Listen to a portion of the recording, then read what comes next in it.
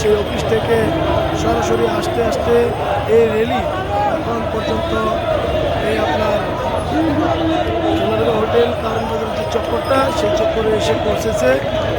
তো এই র্যালিটি অনেক বিশাল বড় র্যালিটি ফিলিস্তিনিদের পক্ষে এবং ইসরায়েলের বিপক্ষে, ইসরায়েলকে বয়কট করার জন্য, ইসরায়েলের পণ্যকে বয়কট করার জন্য তারা এই র্যালিটি বের হয়েছেন।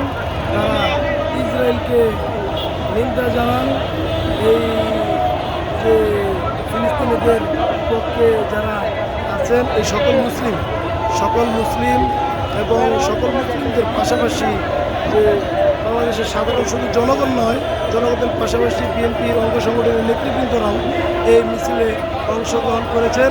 আর আজকে বিশেষ করে এই মিছিলটি ডেকেছেন বিএনপির নেতৃবৃন্দরা। তো এই ঢাকা মহানগর উত্তর এবং দক্ষিণের অঙ্গ সংগঠনের যত সকল নেতৃবৃন্দ আছেন